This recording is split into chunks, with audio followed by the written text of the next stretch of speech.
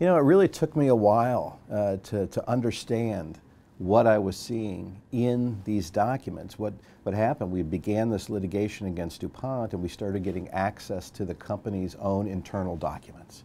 Documents from the DuPont company and from 3M, who was manufacturing a chemical called PFOA that they were selling to DuPont. Digging through all these documents and trying to piece this story together, it really took a while to understand that we were dealing with something that went way beyond just one farm in West Virginia. That we were dealing with a chemical that was being used in all kinds of different products, not just Teflon, but this chemical and related chemical used in Scotchgard and firefighting foams and fast food wrapper packaging materials, and that this chemical was likely getting out into the drinking water all over the country, all over the world.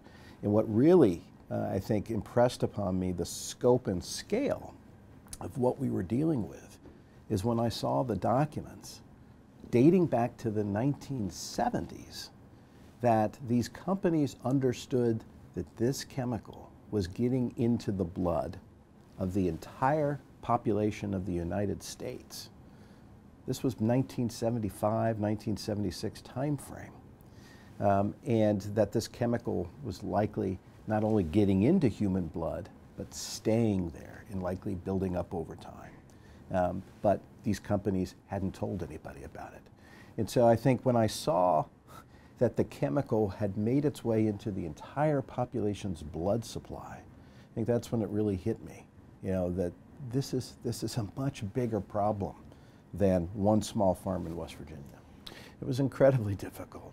You know, this was a very carefully coordinated misinformation campaign that had been very well planned, very well orchestrated by companies with a lot of resources and a lot of very well placed, highly placed people. So, you know, to break through that and to help the regulators here in this country and eventually in other countries understand what the actual facts were. Took a long time. You know, I started off, I believe, in the year 2001, trying to provide information to the regulatory authorities, to the scientific community, and to the public about what was really happening. And was met with, you know, initially attempts to go into court to get gag orders to prevent me from sharing this information.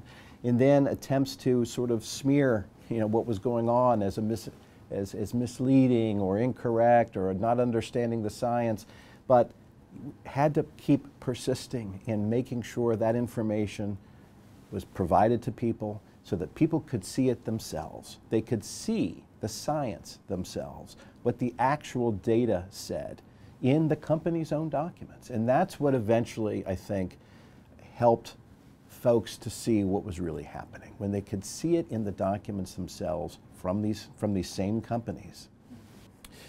You know, I think this whole situation with PFAS forever chemicals, I think, has really opened a lot of people's eyes to how we have gone about regulating new chemicals being brought out into the world, and how lax we have been in understanding the real risks of a lot of these materials before they're brought out onto the market. And then how difficult it is, even once we understand we've brought something out that really is incredibly toxic, persistent, bioaccumulative, carcinogenic. How do we then deal with that? It has taken decades to actually begin regulating these materials. Once we actually found out how bad they were, look how long it's taking us to respond to that, to try to pull these chemicals into the regulatory system, to adopt laws to protect people. And I think that's really been opening a lot of folks' eyes to maybe we need to rethink the way we address chemical contamination and the way we address this entire system, not just here in the US, but worldwide.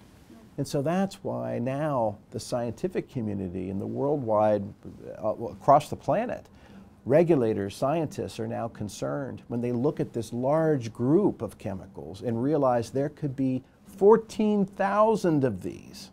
If we take 20 years to begin regulating them, and the companies can just start moving one atom or moving one molecule around and telling us we have to start all over. This could take thousands of years to ever address these chemicals. So now I think there's a growing consensus toward trying to find a way to address all of them as a class. All of these man-made chemicals that have a carbon-fluorine bond that don't exist in nature. Because the scientific community's concern is about that carbon-fluorine bond and the toxicity and the persistence that may come from that. So we're seeing now this growing awareness that we need to find a way to address this larger group. You know, I think I really wish you could understand how much we do know about these chemicals, how much science is done. You know, there's this continuing misinformation about we just don't know enough yet. We don't know enough. There's not enough science. We know enough. We know enough to be protecting people from these chemicals. And yes, you know, there will be economic impacts, but we need to balance that against the known public health impact. And I would hope that protecting public health is the priority. Yeah.